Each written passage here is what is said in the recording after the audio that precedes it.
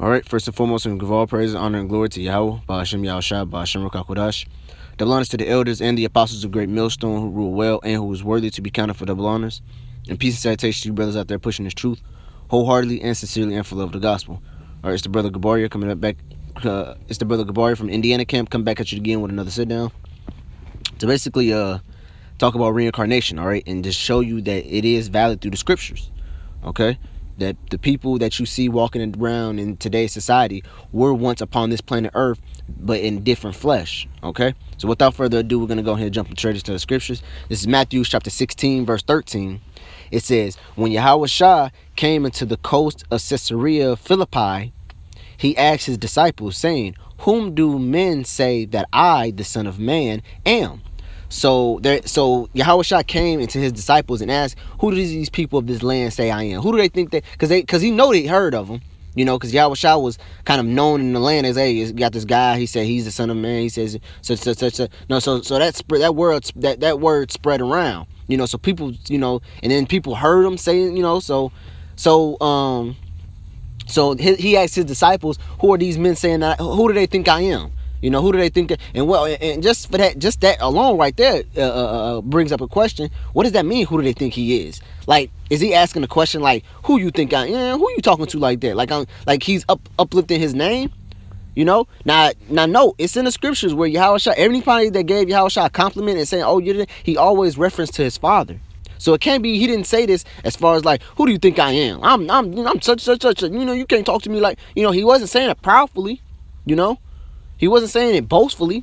He was asking a question as a sincere, who do these people think I am? Who do they think that the real understanding is who do they think I am in the past life? That's what he was asking his disciples. Who do they think that I am that's reincarnated?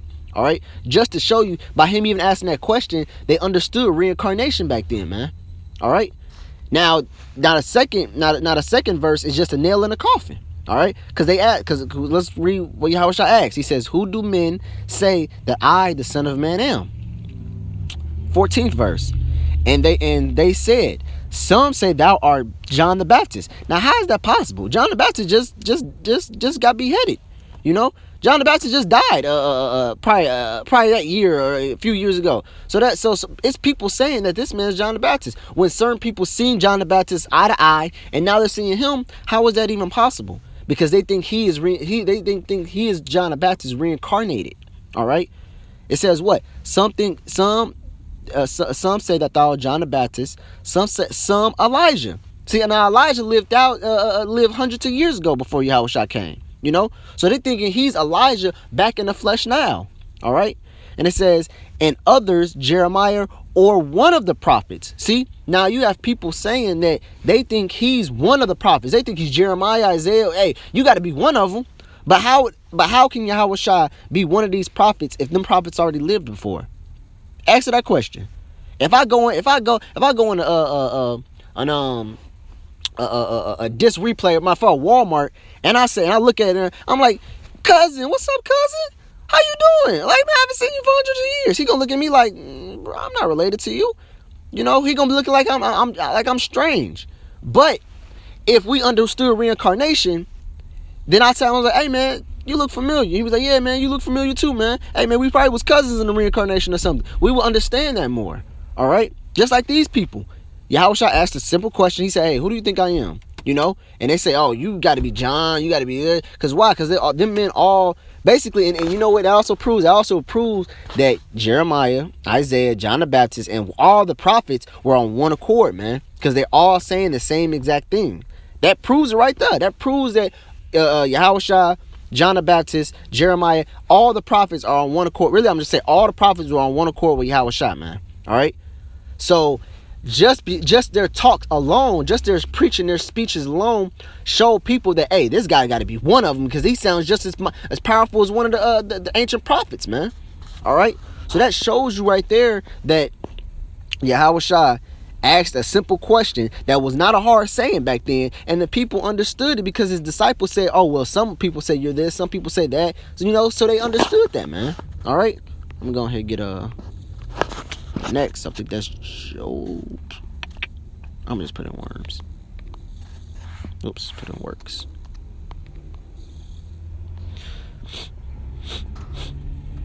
This is Job chapter 19, verse 25.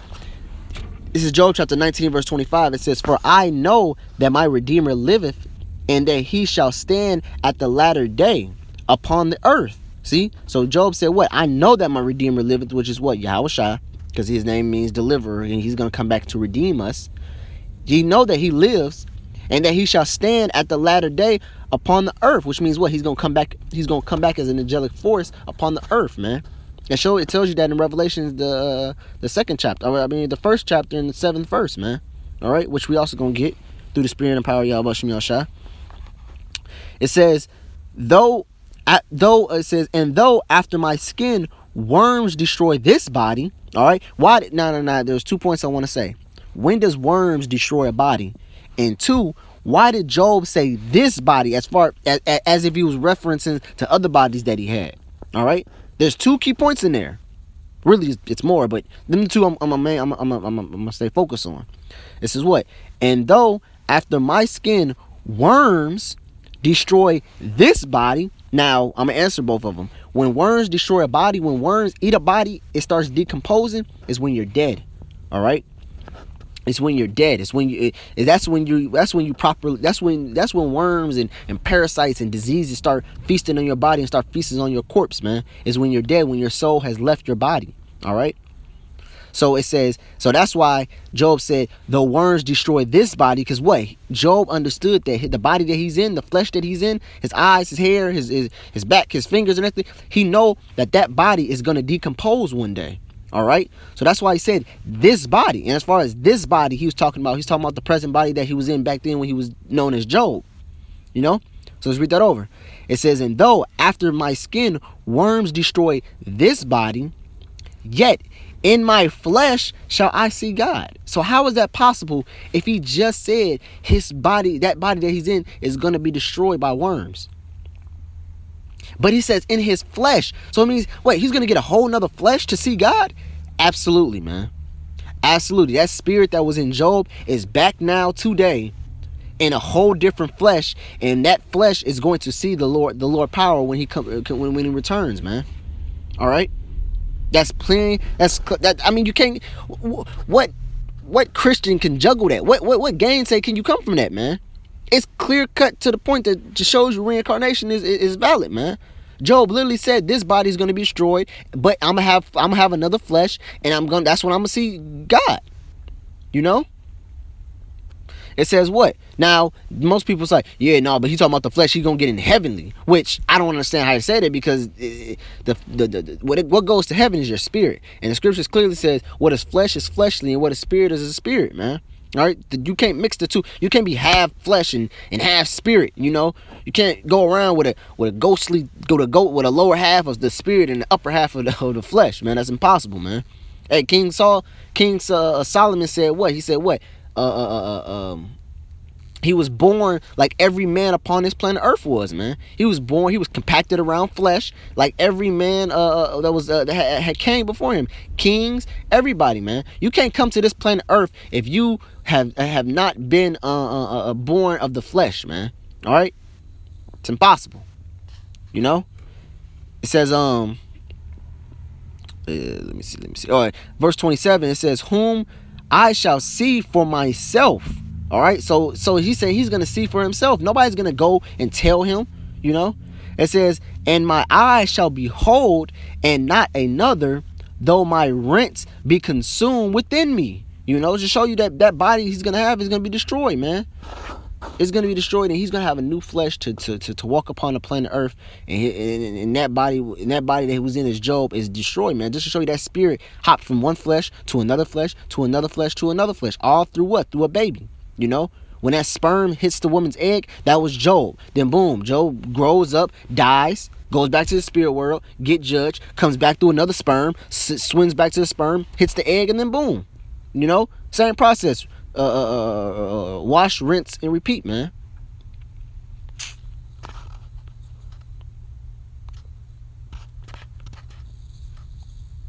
This is Revelation chapter 1, verse 7. It says, "Behold, he cometh with clouds, and every eye shall see him." Who is that he? He's talking about Yahushua.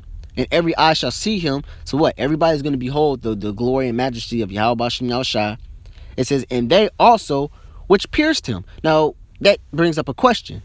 If every eye, which eye is part of the body, which is part of flesh, shall see the Lord, and when he comes, which has not even yet happened yet, if every eye shall see that magnificent day, and it says right after that, and they also which pierced him. Well, I know Romans pierced him thousands of years ago. So you talking about me? They're walking around still with their fleshly eyes, and when the Lord comes back, they're going to be able to see the Lord too. Where are they? Where are these men? Where are the 2,000-year-old men that saying, "Oh yeah, they would have been famous"? Won't you think? Won't you think these men would have been famous? Like, oh yeah, I pierced the Lord. You know, we did our thing back then, didn't we? They would have been famous for knowing that, man. Especially being 2,000 years old. You know. Let me answer this question. Stop the scoffing. But, anyways, no, man. There's no 2,000-year man walking around saying I've pierced the Lord, I'm famous, and that. No. All right.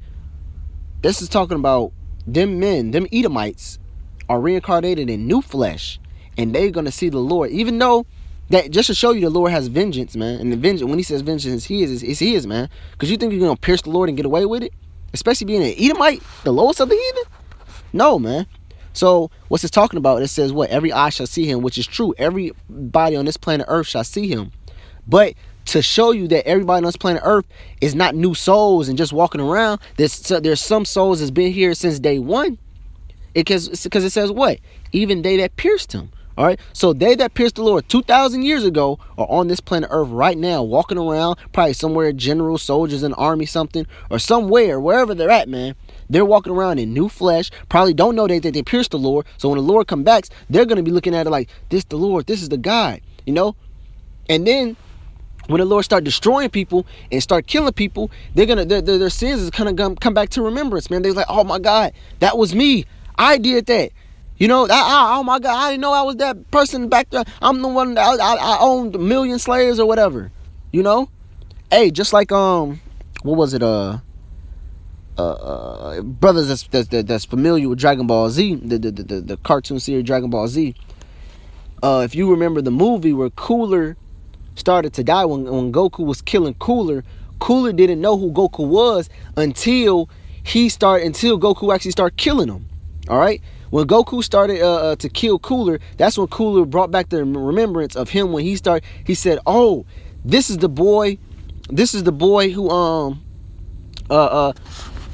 it says what? This is the boy who I let go, shit."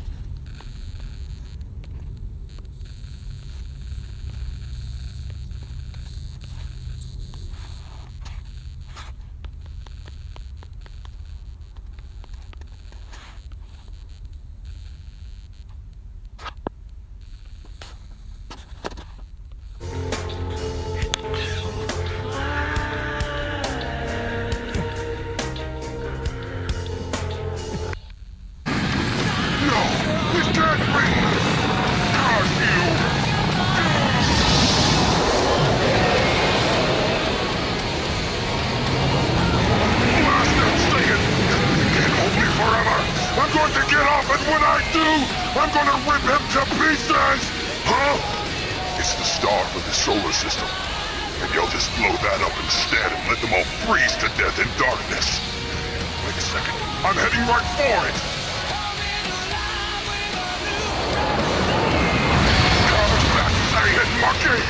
Why wasn't he destroyed with the rest of them? Wait, I remember now. I remember! Belay that order. Freeze is the one in charge of this quadrant. Let him clean up his own mess. He's no threat to us. I don't believe it. I could have killed him. I let him go.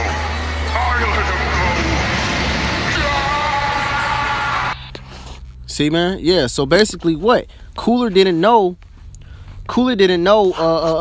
about Goku until he was dying, man. That's when it brought back to his remembrance. Oh, it was me. I'm the one that did it.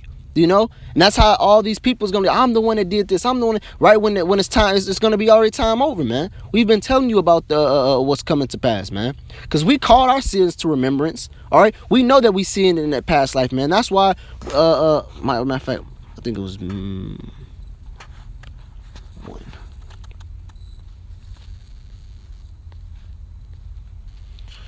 It's probably Micah. I believe it's Micah.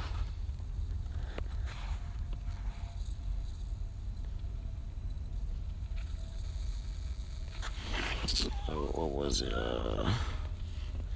Micah or Malachi?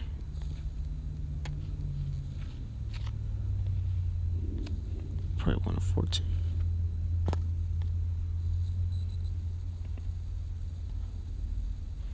So I could give me. Hold on.